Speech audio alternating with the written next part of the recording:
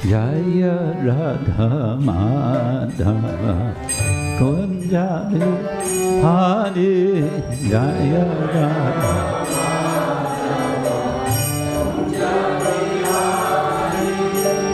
Jaya Radha Madhava Kunja Bihari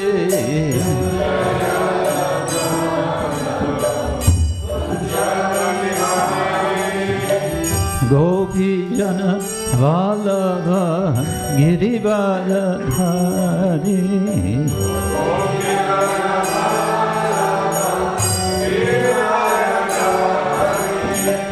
Gopi Jana Vallabha Girivardhari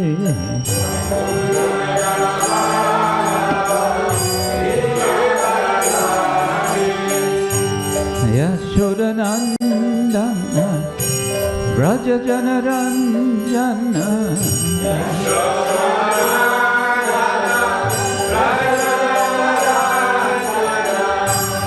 Yashodanandana Braja Janaranjana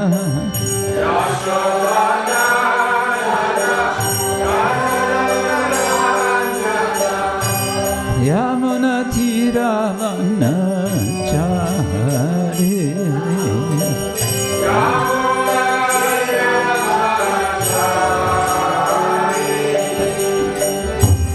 Yamuna Tiravana Chari Yamuna Tiravana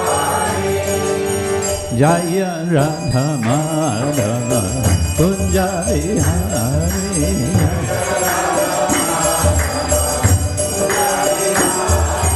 Jaya Radha Madhava Kunja Bihari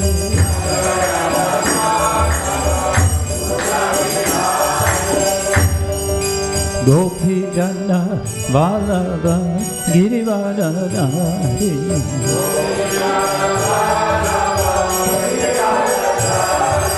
Gopi Jana Vallabha Girivardhari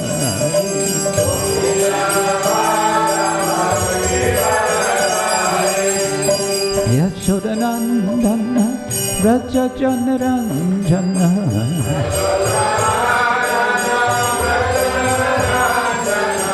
Yashodanandana Braja Janaranjana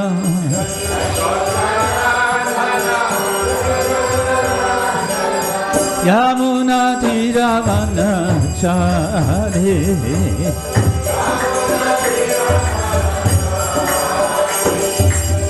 Yamuna Tiravana Chari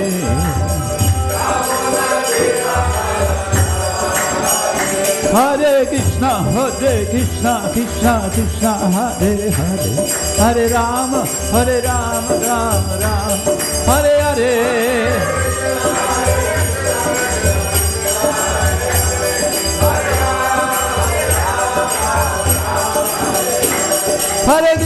Hare Krishna, Krishna Krishna, Hare Hare Hare Rama, Rama Rama, Hare Hare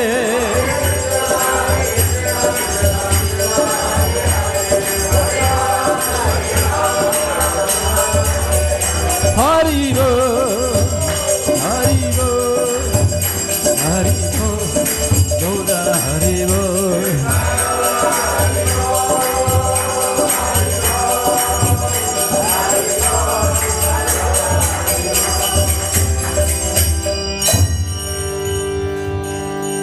Srila Prabhupada ki jai, Anantagoti Vaishnava Vrinda ki jai, Shri Shri Radha Gopinath ki jai, Grantaraj Srimad-Bhagavatam ki jai, Gaura Premanande. All glories to the Sama devotees, all glories to Shri Guru and Shri Gauranga.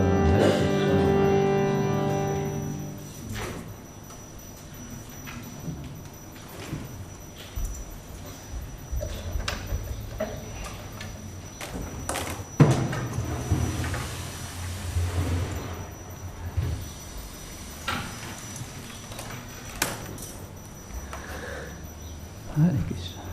Okay. wow. There's a book here somewhere, I just can't see it yet. Nama Om Vishnupadaya Krishna Prasthaya Bhutale Srimate Bhaktivedanta Swami Niti Namine Namaste Saraswati Devi Gauravani Pracharine Nirvishesha Shunyavani Paschatya Deshatarine Mancha Kalpatarumyascha Kṛtvā Sindhuvya Evacha Patitanam Pavanebhyo Vaishnavebhyo Namo Namaha He Krishna Karuna Sindhu Dinabandho Jagatpate Gopesha Gopika Kanta Radha Kanta Namostute Tapta Kanchana Gaurangi Radhe Vrindavaneshwari Vrishabhanu Sute Devi Pranamami Hari Jaya Shri Krishna Chaitanya Prabhu Nityananda Shri Advaita Gadadhara Srivasadi Gaura Bhaktavinda Hare Krishna Krishna Krishna Hare Hare Hare Rama Rama Rama Hare Hare Om Namo Bhagavate Vasudevaya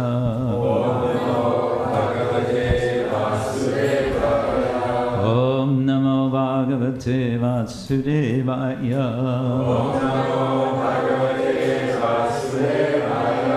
Om Namo Bhagavate Vasudevaya Narayanam Namaskritya Naram Chaiva Narottama Deving Saraswating Vyasa Tato Jayamudiraye Nashta Prayesha Vabhadreshu Nityam Bhagavata Sevaya Bhagavati Uttama Shloke Bhaktir Bhavati Naishtiki. We are reading from Srimad-Bhagavatam, Canto 8, Chapter 7. Lord Shiva saves the universe. And for chanting together, we have verse number something. Verse number 8, yes? Okay, before we get there though, we have some more verses to read. And before we do that, those of you who were listening in or attending yesterday, what was the subject yesterday? What happened yesterday? Demons and the demigods, they want to churn with the snake, and they were arguing for who has the head, who is keeping the tail. Yes, who's getting the head, who's getting the tail. The demons want the front part because it's better, it's more auspicious. Yeah, okay. Iti tushning stitang daityan vilokya purushottama smayamano visvijyagram puchang jagraha samaraha. Thus the demons remained silent, opposing the desire of the demigods. Seeing the demons and understanding their motive, the personality of Godhead smiled.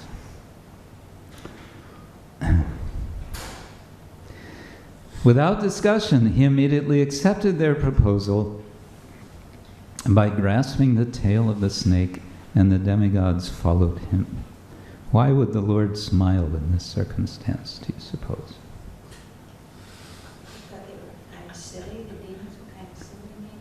Maybe he's amused at their silliness, okay?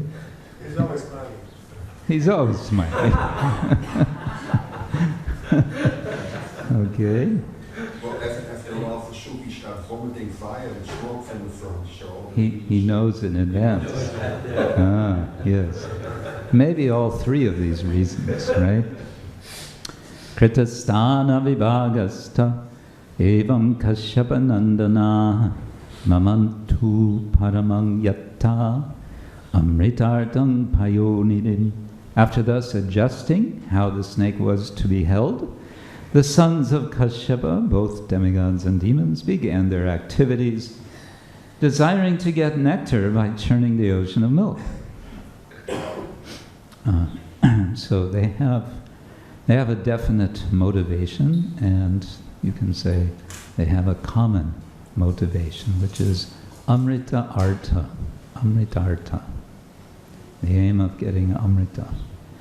Matyamane, Matyamaner nave sodrir anadharo hi apo avishat driyamano pi balibir goravat pandu nandana. O son of the Pandu dynasty, when Mandara Mountain was thus being used as a churning rod in the ocean of milk, it had no support. And therefore, although held by the strong hands of the demigods and demons, it sank into the water. Problem. Sinking mountains are a big problem. Te sunir vinna manasa parim lana mukasriya asan svapurushe nashte daivenati valiyasa. Because the mountain had sunk by the strength of providence, the demigods and demons were disappointed, and their faces seemed to shrivel. You know what is shrivel? Shrivel? Everyone know the word, the English word? Shrivel. To wrinkle up, to become like dried up, like shrivel. Yeah. Okay, so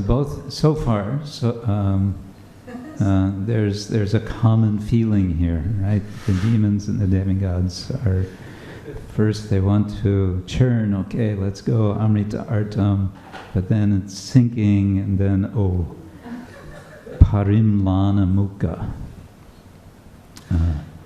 Their minds become disappointed, sunir vinna manasa. Okay, and then we have today's verse. We can chant together.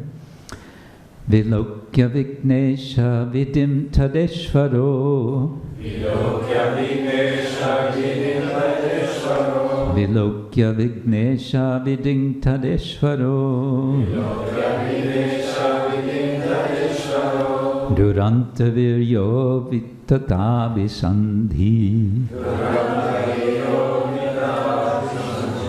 Duranta-vīryo vitathābhisandhiḥ. Kṛtvā vapuḥ kacchapam adbhutam mahat. Kṛtvā vapuḥ kacchapam adbhutam mahat. Praviśya toyaṁ girim ujjahāra. Praviśya toyaṁ girim ujjahāra. Others? Vilokya vighneśa-vidhiṁ tadeśvaro. Vilokya vighneśa-vidhiṁ tadeśvaro. Duranta-vīryo vitathābhisandhiḥ. Duranta-vīryo vitathābhisandhiḥ. Kṛtvā vapuḥ kacchapam adbhutam mahat. Kṛtvā vapuḥ kacchapam adbhutam mahat. Praviśya toyaṁ girim ujjahāra. Praviśya toyaṁ girim ujjahāra. Vilokya vighneśa-vidhiṁ tadeśvaro. Vilokya vighneśa-vidhiṁ tadeśvaro. Duranta-vīryo vitathābhisandhiḥ. vitathābhisandhiḥ. kṛtvā vapuḥ kacchapam adbhutam mahat. vapuḥ kacchapam adbhutam mahat. praviśya toyaṁ girim ujjahāra. praviśya toyaṁ girim ujjahāra. Ladies? vilokya, vighneśa-vidhiṁ, tadeśvaro, duranta-vīryo, vitathābhisandhiḥ, kṛtvā vapuḥ kacchapam adbhutam mahat, praviśya toyaṁ girim ujjahāra, vilokya, vighneśa-vidhiṁ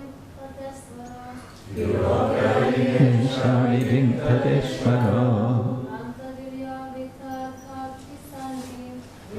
duranta-vīryo vitathābhisandhiḥ. vapuḥ kacchapam adbhutam mahat, praviśya toyaṁ girim ujjahāra, vilokya vighneśa-vidhiṁ tadeśvaro. duranta-vīryo vitathābhisandhiḥ.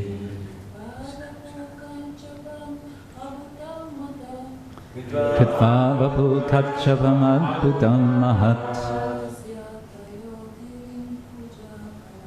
praviśya toyaṁ girim ujjahāra. Okay, so what do you suppose is going to happen in this verse?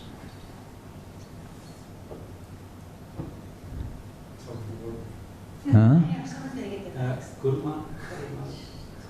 What means kacchapam? Kacchapam.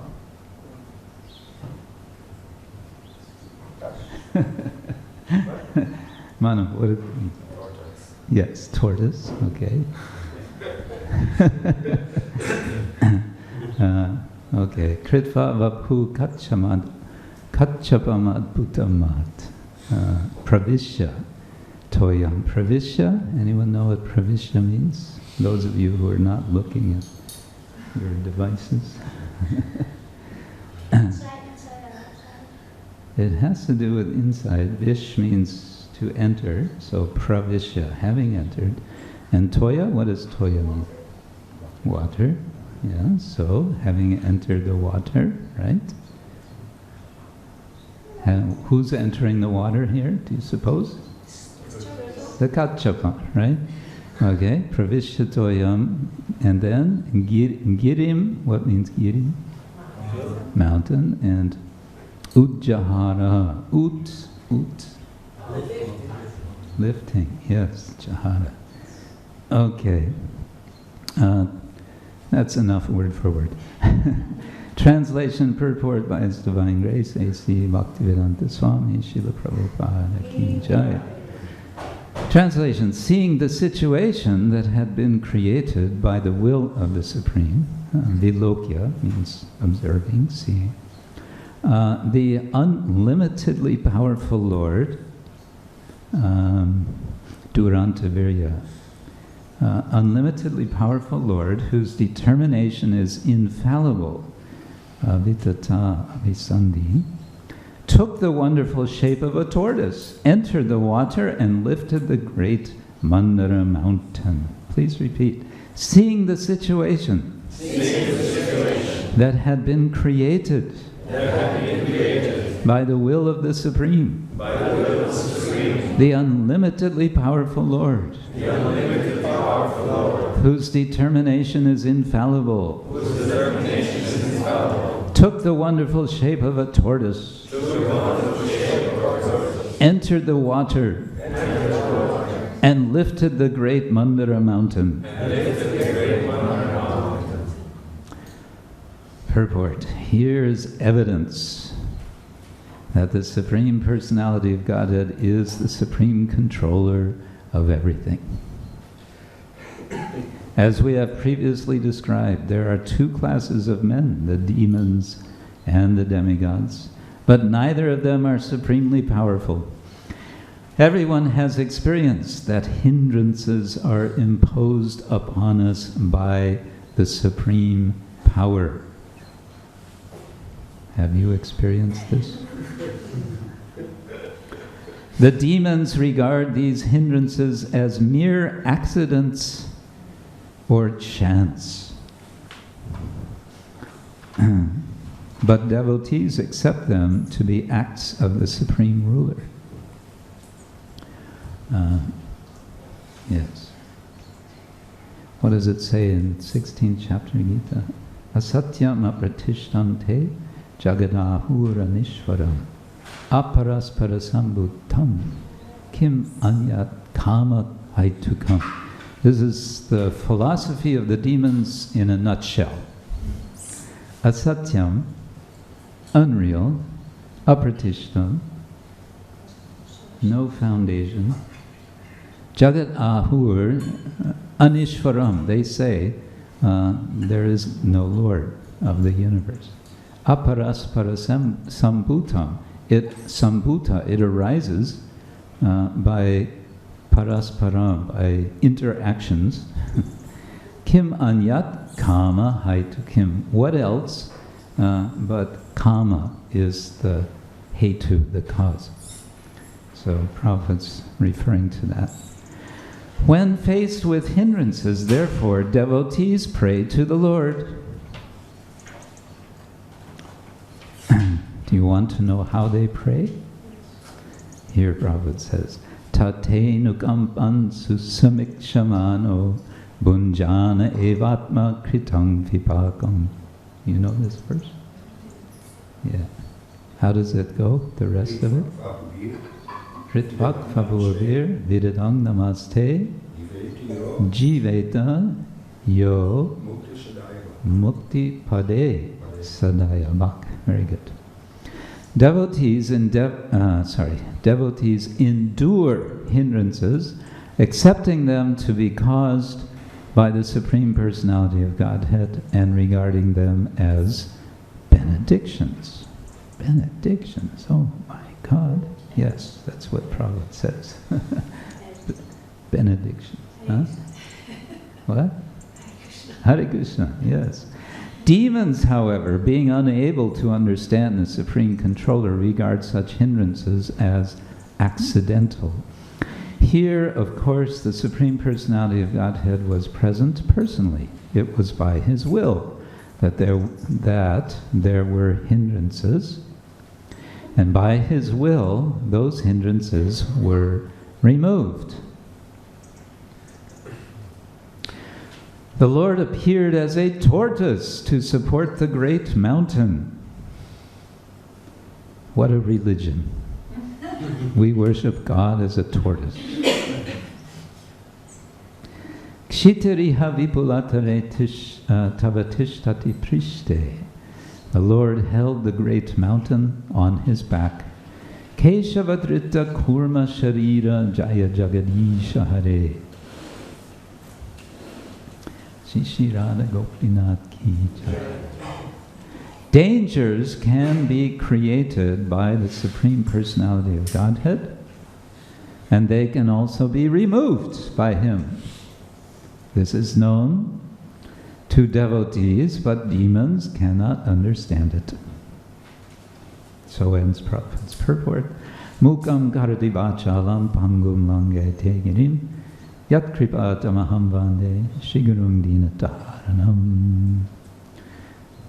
There's a problem. The problem has been a big weight, and the solution has come in the form of a grand divine tortoise.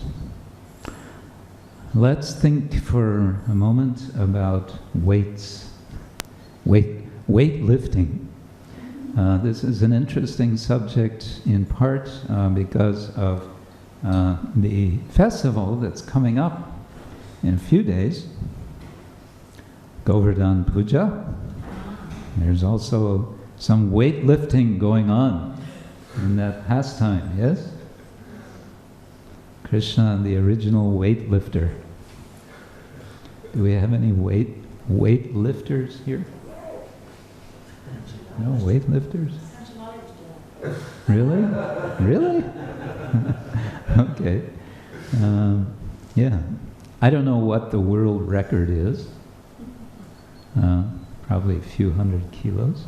But you'll see, you know, they'll lift this and they'll strain and they lift it up above their heads for how long is counted as 5 seconds or 10 seconds.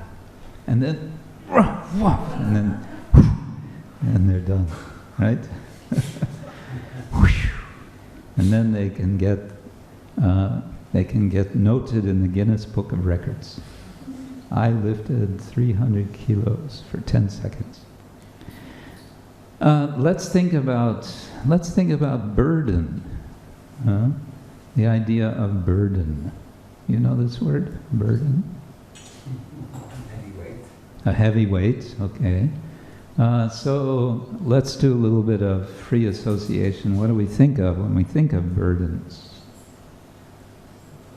Mind. The mind. The mind is a burden. Unwanted, okay. Not pleasant. Yeah, the word burden has that sense of not pleasant, unpleasant weight. There's pleasant weight and there's unpleasant weight, right? So a mother with a small child is carrying a very pleasant weight. Sometimes not so pleasant. Okay, depends how long you're carrying, perhaps. Yeah. Any other associations of burden? It's always relevant to responsibility. Oh, okay. Responsibility as a burden. Accepting the burden of responsibility or accepting, yeah. Okay. Yeah, so then, yes? Past karmic activity could be a burden. Yeah, yeah, good. Yes? Something which stops you from progressing? Yeah, okay. I guess so. I was thinking that would be more like obstacle. We think of obstacle to progress, but I suppose a burden can also be. Yeah, we have the story, of course, of the burden. I think it's Bhaktisiddhanta Thakur tells the story of a man seeing another man across on the other side of a river carrying a bag full of stones, and he wants to cross the river, and the man on the opposite side says, well, just put aside your bag of rocks and then you can swim across, something like that, right? And the man with the rocks can't imagine to do such a thing, can't picture what it would be like, and refuses because these are my rocks. I can't let go of my rocks. If I let go of my rocks, who will I be? There is a sense in which we identify ourselves with something which maybe, just maybe, we don't really need to identify ourselves with. Something that we could really just let go of. But, on the other side, there are other sorts of burden, such as responsibility, which we accept, and we take it willingly as a burden, and we may say as a service, right? So that's another sort of burden. There's an expression in Christian tradition: everyone has to carry their own cross. Yeah. You have this also in French, and yeah, everyone has to carry and what does that come from? It comes, of course, from the story of Jesus when he was condemned to be crucified. They humiliated him further by forcing him to drag the cross on which he would be crucified up onto the hill where it would be positioned. And so from that comes the expression, everyone has to bear their own cross. Yes. Is it not connected to sacrifice, in the sense of sacrifice? Yes, certainly, of course. That's the whole bigger story of sacrifice and self-sacrifice and so on. Yeah, so, but there's a very sort of negative sense to that. Generally, you just have to bear your cross. You have to accept. You have to accept what is imposed upon you, whether you like it or not. Yeah, okay, but then let us consider this in the context of the notion of karma. And then what do we have? We have the idea that we have somehow been the agent for that which is put upon us. And so we have in Bhagavad Gita, in the 13th chapter, Krishna explains, karya karana kartritve, hetu prakritiruchyate, purusha sukha dukkhanam bhoktritve hetur uchyate. There's two hetus. There's prakriti, and there is purusha. They're both causes. One of them, prakriti, is the cause of the cause and effect experience that we have in this world. So things are happening to us, and we are causing things to happen, and it is a constant karya karana kartritva. That's on the one side, but then there's purusha, and it's purusha sukha dukkhanam bhoktritve, the bhoktre, well, it's translated as enjoyer, but enjoyer of happiness and distress. How do you enjoy distress? Well, actually you consume, because bhok means also to consume. So we are the consumers of everything that sometimes we say gets thrown at us, right? And that consumption of happiness and distress, what is the cause of that? Purusha. Who is that? That's us. Okay, but there's something else going on, and that's what's important for us as devotees, and that's what Prabhupada is talking about here in this verse, in his purport. And that is that there's trouble or burden, in this case a mountain, which has been arranged by the Lord. So we have trouble, we have problem, and the devotee sees, this is a trouble, this is a problem, this is a hindrance, this is maybe an obstacle, maybe it's a burden. But who is arranging it? Krishna. Krishna's arranging it. And who's going to solve it? Krishna. How is he going to solve it? Who could have imagined at this moment demigods and demons, with their shriveled faces and the mountains sinking down into the ocean?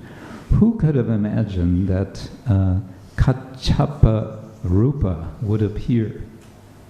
Similarly, how can we imagine how the Lord will come to resolve whatever it may be that may happen? There's a kind of running joke among scholars of Indology, and there's a history to the joke. It goes back apparently several decades, maybe even a century, that someone asked a scholar who was explaining about Puranic cosmology, saying, well, it's according to the Puranas, there are 8 elephants that are holding up the world, And the scholar was asked, and what's holding up the elephants? And the answer was a great tortoise. And then the question was, and what's holding up the tortoise? And the answer was, it's turtles all the way down. Down to where? Huh? Down to where? All the way down. That's not the question. It's just all the way down. Anyway, so okay.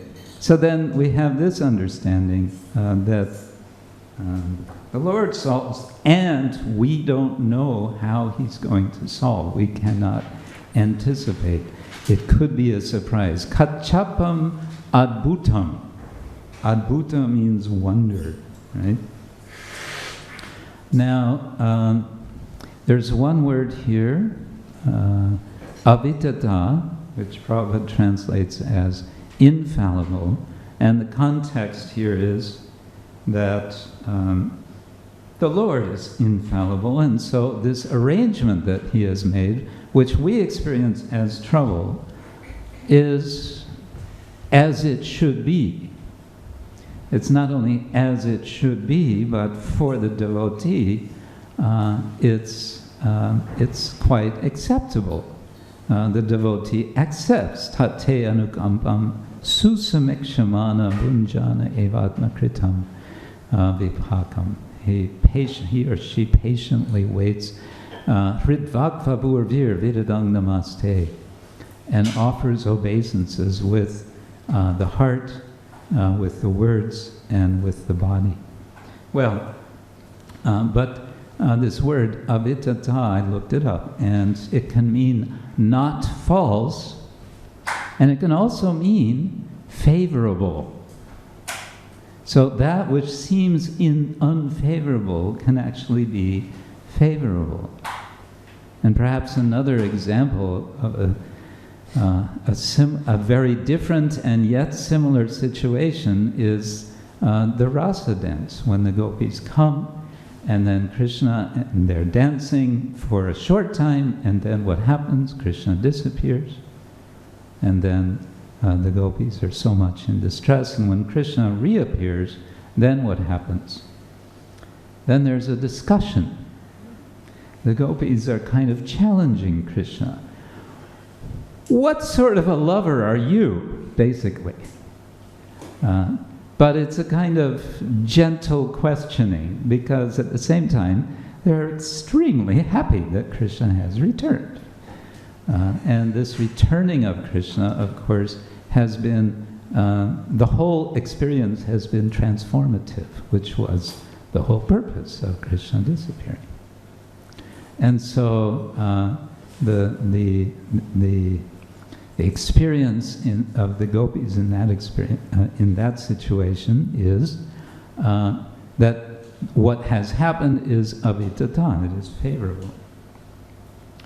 I want to share with you now briefly. I've been reading from the Bhagavat Sandarbha of Jiva Goswami, the not yet published translation and commentary of Gopi Paranadhana Prabhu, the late Gopi Paranadhana Prabhu. This was his last work, and this is in process of being published. They've asked me to write a foreword for it, so they've sent me the work. And there's a very nice, interesting, relevant passage here, because we have the demons and we have the demigods working together, and we have a discussion in the beginning of the Bhagavat Sandarbha about the nature of the Supreme Lord. Actually, the whole Bhagavat Sandarbha, the second part of the Bhagavata Sandarbha, is the nature of Bhagavan. And within this, there is discussion about Vaikuntha. And Jiva Goswami quotes from the second canto of Srimad-Bhagavatam, several verses, one of which is Canto 2, Chapter 9, verse number 10. And the translation of this is as follows. In that personal abode of the Lord, the material modes of ignorance and passion do not act, nor is there any influence of material goodness which is mixed with them. There is no predominance of the influence of time. So what to speak of the illusory external energy? It cannot enter that region. The inhabitants of that region who are dedicated to Lord Hari are worshipped by everyone, both demigods and demons. And then the question is raised, what is this? The demons are also worshipping the residents of Vaikuntha? Yes. Gopi Puranadana Prabhu, in his commentary, offers the following explanation. Would you like to hear?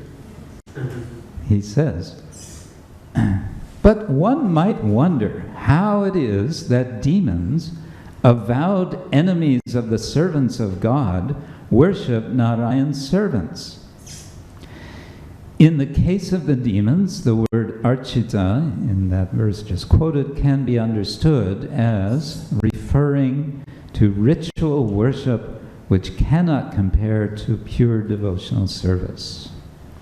The asura opponents of Indra often perform Vedic sacrifices, in which offerings are made to Indra and other demigods, but they do this with purely selfish motives.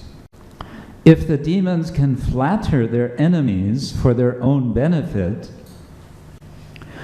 why can they not also offer homage to the Vaishnavas of Vaikuntha, who are no direct threat to them?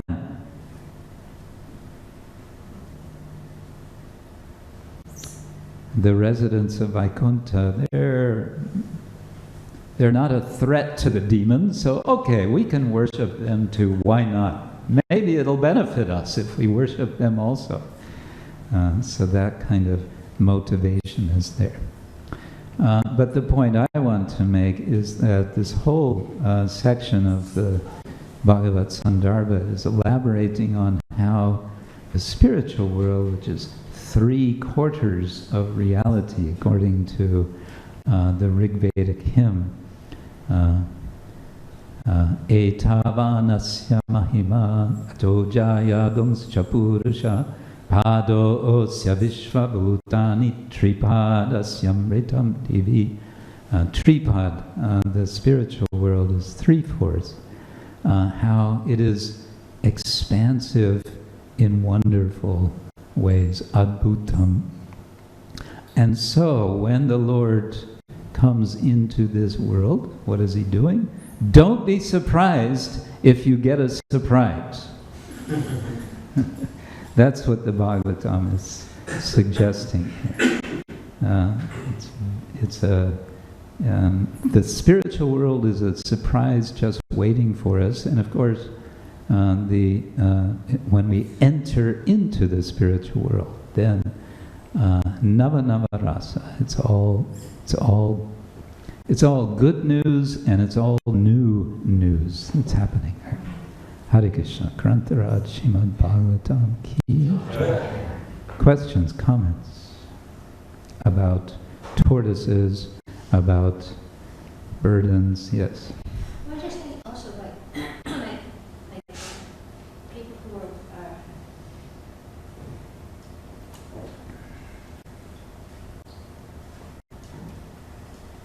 The red at the bottom, the red one.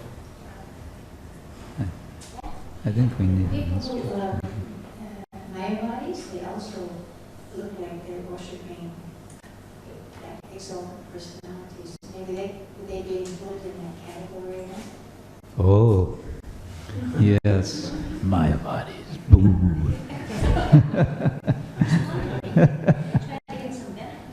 I like to shock the devotees by saying that actually we're all all of us Mayavadis. Why? No, not demons, Mayavadis. We worship Krishna for our own benefit. No, we are Mayavadis because we have a vada, we have a philosophy about Maya. That's a Mayavadi. Okay, Hare Krishna. Don't quote me, I'll get in trouble. But, well, technically, the word Mayavadi simply means one who has a philosophy of Maya. But then it comes to mean a certain type of philosophy about Maya, which we don't subscribe to. We have our philosophy of Maya, which is, it's the energy of the Lord, which has two divisions and so on. Yes, go ahead. Oh, yes, you were saying the Mayavadis. That's, when I try to think of demons or someone in the material body that doesn't worship them because they want to serve them, but worship them because they want to get something. Yeah. It makes me think of people who want to worship Krishna. Yeah. Bhaktisiddhanta Thakur speaks of Putana, what does he call it? Putana, having that mentality of Putana. They will worship, they will approach, but with what purpose? To kill. There's a new idea I came across. Atheism 2.0.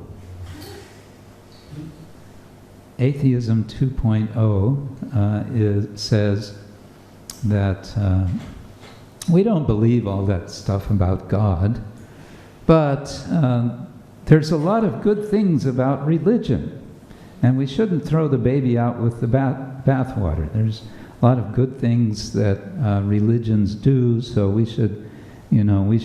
atheists should learn from that and benefit, and we could benefit society in so many ways. We'll leave God out of it, but we'll take the rest.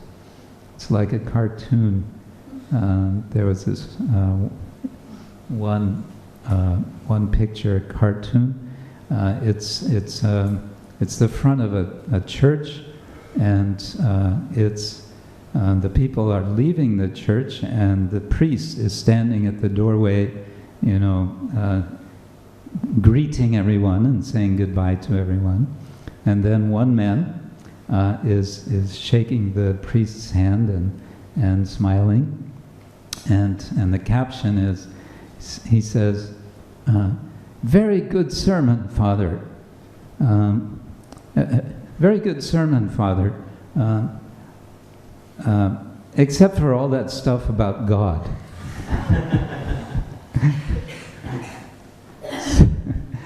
So yeah, that's the mentality. Hare Krishna. Anything else? Yes. Bhaktisiddhanta Maharaj was worshipping Kurmandi. Why was that? Bhaktisiddhanta Thakur was worshipping, I've just repeated his question. Bhaktisiddhanta Thakur was worshipping a murti of Kurma. I don't remember the details of that. He was given by his father, right? And how his father acquired that murti, I don't know. And I don't remember any details, any explanation of that. It'd be interesting to know where that deity is now, isn't it? Anyone know? Huh? In the water. He re-entered the water. Could be. No, sorry, I can't. Okay, so I wish you all a wonderful day today. Some devotees are in Brussels today for a Diwali event